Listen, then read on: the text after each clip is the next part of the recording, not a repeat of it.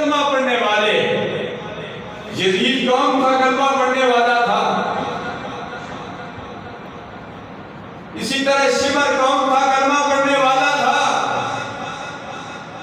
कलमा पढ़ने वालों